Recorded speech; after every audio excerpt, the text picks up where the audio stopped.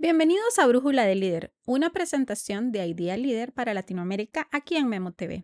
Jaime, ¿cómo estás el día de hoy? Muy contento, Irma, de estar de regreso por acá. Un saludo para todos nuestros amigos en Latinoamérica. Gracias de verdad por ser parte de la Brújula del Líder.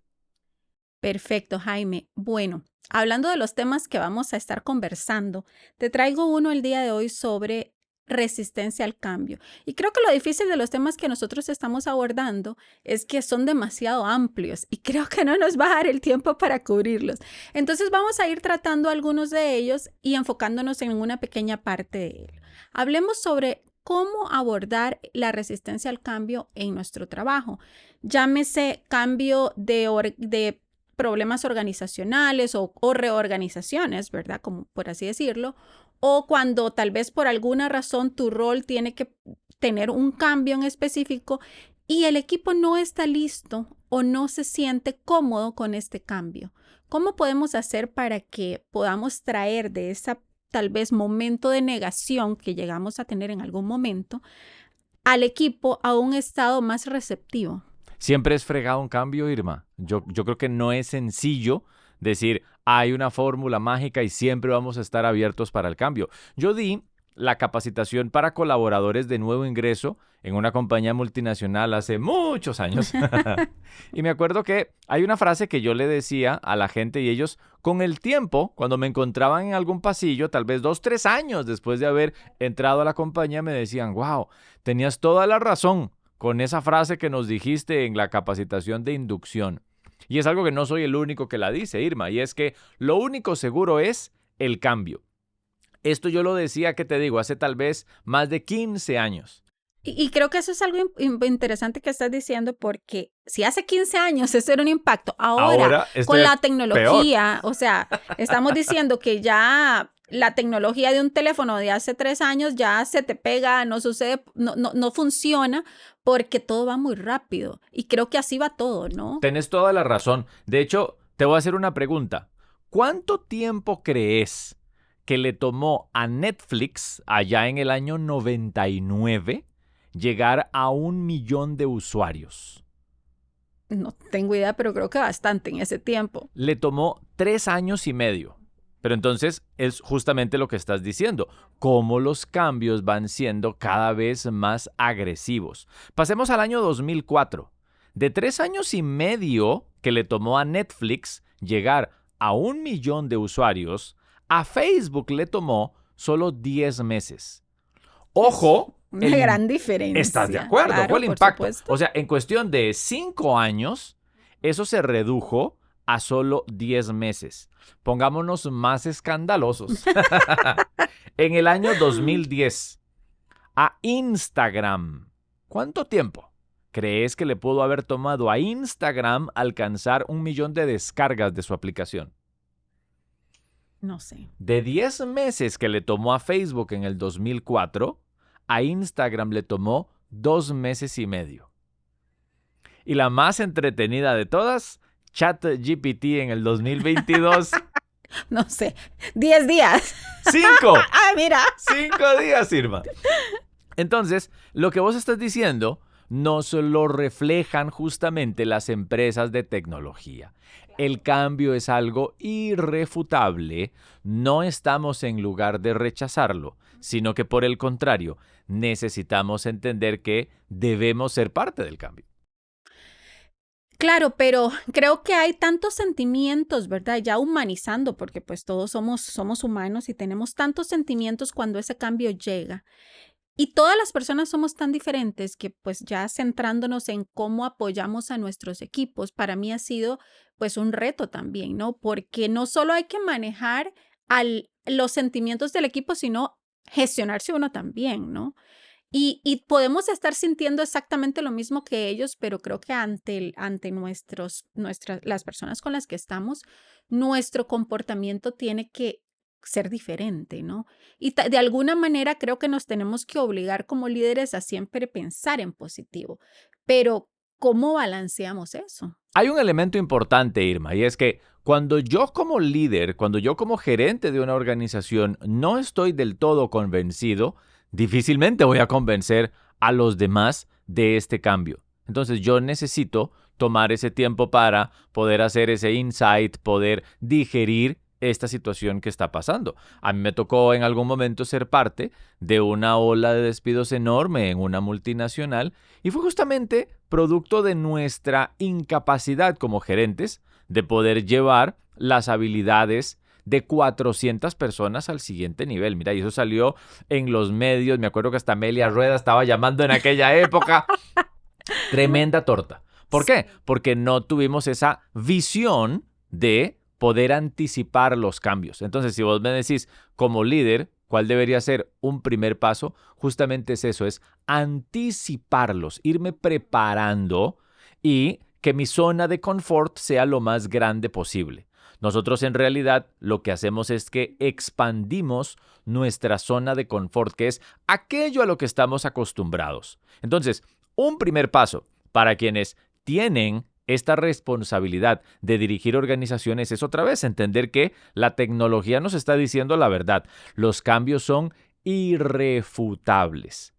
¿Cómo entonces nosotros podemos decir, ok, dar ese paso? Y a lo que vos decías, a esa humanización, es entender que a pesar de que aceptamos esta realidad tan cambiante, siempre nos va a golpear. ¿Por qué? Porque la naturaleza humana nos lleva a buscar justamente esa comodidad. Entonces, ve la ambigüedad aquí. Buscamos esa sensación de seguridad, de comodidad. ¿A cuánta gente vos no has entrevistado? Y le preguntas en una entrevista, ¿por qué querés trabajar con nosotros en una multinacional? ¿Cuánta gente te ha dado como respuesta estabilidad? Decime. Sí, claro. Creo que todos buscamos eso, ¿no? Es esa seguridad que necesitamos tener, y creo que pues la parte que decías, esa zona de confort que necesitamos sentir en la que estamos y en la que podemos tal vez relajarnos y poder pues seguir adelante, ¿no? Hay un concepto que viene de la milicia. Nosotros, por lo menos aquí en Costa Rica, para quienes nos siguen en Costa Rica, y contarles a quienes nos siguen en otros países de Latinoamérica, nosotros aquí en Costa Rica no tenemos ejército. Entonces, términos militares para nosotros tal vez no son tan familiares. No son tan comunes. Pero claro. en otros países posiblemente sí se van a familiarizar o sí se van a sentir relacionados con un concepto que viene de la milicia, que es el VUCA. ¿Has escuchado el concepto VUCA? Es un acrónimo que en inglés significa volátil, incierto, complejo y ambiguo. En inglés, volatile, uncertain, complex, ambiguity. Ese es el acrónimo de VUCA. Y se utilizaba en entrenamientos a nivel militar para poderle explicar a quienes iban a estar en condiciones muy hostiles lo que se iban a encontrar. Digamos nosotros ahora, estamos en circunstancias volátiles, de incertidumbre, de complejidad, de mucha ambigüedad. Estamos viviendo un mundo VUCA. Esto no quiere decir, y regresando a tu pregunta, que la humanización no debe estar presente, y es todo lo contrario. ¿Qué es lo que nosotros como líderes necesitamos entender? ¿Cómo reaccionan las personas o cómo reaccionamos las personas ante un cambio? Un cambio puede ser pequeño. Por ejemplo, cuando yo era gerente en call centers, mover a alguien de un cubículo a otro a veces era un trastorno. ¿Estás de acuerdo? Sí. ¿Lo viviste? Sí, claro. Gente que de pronto dice, no, es que aquí yo estoy en la ventana. Entonces, pero... Recuerdo hace muchos años haber yo hecho un berrinche parecido a ese. Es que yo quiero estar en la parte del baño. Y hoy yo digo, no puede ser, qué vergüenza. Claro, y es otra vez parte de esa humanidad, entonces es entenderlo. El no querer ahorcar a la gente que de pronto te dice, ay no, es que yo no quiero cambiarme de cubículo. Un cambio muchísimo más sensible ahora. El regresar a la oficina. Esto es todo un reto para... Claro. Decime vos si lo estás viviendo, si lo has experimentado. Gente que de pronto dice, no, pero ¿para qué vamos a regresar a la oficina? Todo tiene pros y contras. Aquí no vengo a defenderte el principio de trabajar desde la casa o desde la oficina, pero te lo puedo defender en algún otro programa. Menos después de la pandemia, que demostramos que podíamos hacer todo de esa manera. Sin embargo, creo que la parte social y el estar frente a frente tiene un montón de beneficios. Correcto. ¿Verdad? Pero a lo que vamos es al tener que acostumbrarme, ¿sí? Claro. O sea, al salirme de esa, insisto en este punto, zona de confort. Entonces, siempre vamos a encontrar esa resistencia. Y de ahí podríamos escalar ya a cambios más dramáticos, que de pronto una posición vaya a desaparecer. Yo lo viví en su momento en una multinacional, mi posición desapareció y es lo que me tiene hoy aquí siendo parte de Idea Leader. Justamente que esa posición en su momento desapareció. Pero creo, perdón interrumpirte, pero creo que ahí dijiste algo muy importante.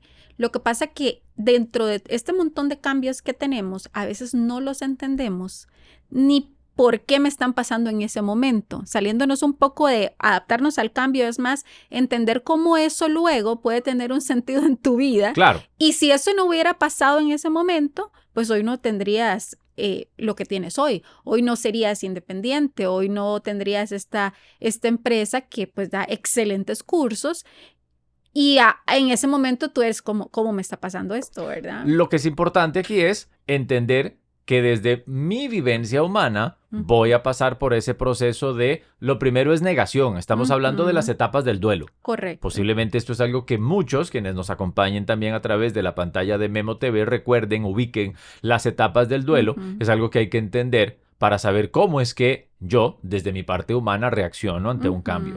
Y lo primero es que lo niego. Sí. Es lo primero. Humanamente es lo que suele sucedernos.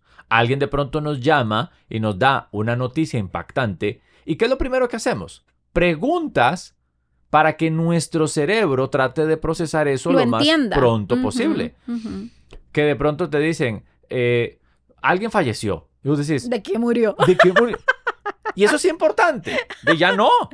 Pero yo ocupo saber de qué murió. Claro, porque tu cerebro está entrando en esa negación prácticamente que inconsciente. Cuando ya pasamos esa negación, ¿qué sigue? Sigue esa tristeza, decir, ay Dios, no puede ser. Y entonces posiblemente vamos a experimentar esa tristeza, posiblemente va a estar combinada con el enojo, cuando de pronto a alguien le dicen, tu posición va a desaparecer.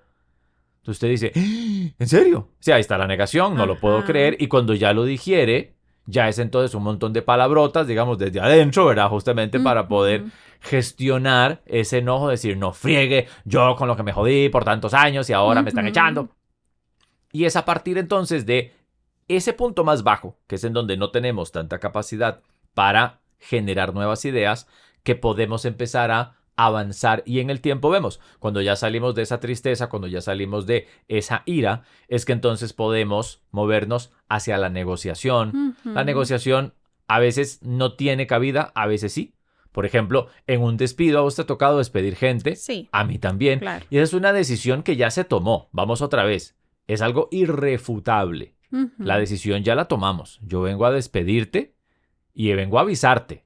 Sí. No vengo a preguntarte si estás de acuerdo. Vengo a notificarte, aquí está la carta, aquí están los derechos que te tocan, pero ya la decisión la tomamos y es algo irrefutable. O sea, no hay marcha atrás y no debería haber marcha atrás. A partir de ahí entonces yo trataré inconscientemente de negociar, irme y me podrías dar un poco más de tiempo. Sí. Las empresas en ocasiones dicen, claro, podemos extender el ciclo a 1 mes, 2 meses, si es algo que otra vez puede ser negociado. Si se trató de una falta grave, es algo que no se puede negociar y hay que terminar hoy aquí. Y ahí es en donde vamos a empezar a ver opciones, que es lo que muchas empresas también hacemos para poder colocar a otras personas en el mercado, que son los procesos de outplacement, que es de esa recolocación en el mercado. Entonces, para poderte responder, todo parte justamente del comprender cómo es que nosotros reaccionamos. Y esto muchas veces lo hemos leído, lo hemos escuchado, pero no necesariamente lo aplicamos. Mi mejor recomendación, Irma, a la hora de gestionar cambios en una organización es detenete y entender que la gente va a pasar por todas esas fases del duelo. Y es respetar esas fases. Y también creo que tenemos que entender que todas las personas reaccionamos diferente a ese tipo de situaciones, ¿no? Y todos tenemos necesidades diferentes. Entonces, el sentimiento que cada uno de las personas que están en el equipo está sintiendo no necesariamente es el mismo. Pero tal vez si como líder tengo la habilidad de conocer a cada uno de ellos de manera más personal, ¿verdad? Tal vez puedo ayudarles a ir por ese proceso de una manera muy individual, porque lo que le funciona a uno no le va a funcionar al otro. Claro, yo te diría, Irma, que te recuerden como una líder que en el momento más difícil de sus carreras estuvo ahí para ellos. Y eso a vos como líder te va a posicionar para seguir creciendo en el futuro. Sí, muy buen punto. Listo, Jaime, muchísimas gracias. Creo que el tema tiene para muchas otras aristas. Tal vez en otro programa podemos ir por alguna de ellas, pero sabiendo que tú estás en Idea Leader y que tienes como muchas opciones ahí que ofrecernos, antes de tal vez de ver más detalles sobre eso, me gustaría saber qué te motiva a ti para ser parte de Idea Leader, hablando de que tú fuiste parte de este cambio, Sí, ¿verdad? a mí me motiva ser parte de Idea Leader el hecho de que los principios de liderazgo con los que nosotros formamos a otros líderes los aplican nuestros fundadores. Ujú, Idea Leader fue fundada por un antiguo vicepresidente mío, él fue el jefe de mi jefe, ujú. y yo lo vi comportarse como un líder auténtico. Entonces, no es algo que de pronto sacó de los Ajá. libros para poderlo convertir en capacitaciones, Ujú. sino que desde su vivencia como líder siempre tuve esa intención de querer seguirlo. Eso es lo que me motiva a ser parte de esta firma. Bueno, es importante porque viene muy de la mano con el consejo que me dabas ahorita, ¿verdad? Ser un líder que te recuerden. Yo creo que ahí tú estás teniendo ese líder y por eso estás ahí, porque crees y estás convencido de que es el lugar en el que tienes que estar, ¿no? Correcto, correcto. Porque es un liderazgo por el ejemplo. Y eso fue lo Ujú, que viví cuando este fundador, Adrian Stevens, tuvo ese rol de vicepresidente. ujú. Siempre nos dio nuestro lugar, siempre nos trató de una manera muy auténtica y eso me hace querer seguirlo a donde sea. Excelente. Perfecto, Jaime, muchísimas gracias. Espero que podamos vernos y verlos a ustedes aquí en nuestro próximo episodio de Brújula de Líder.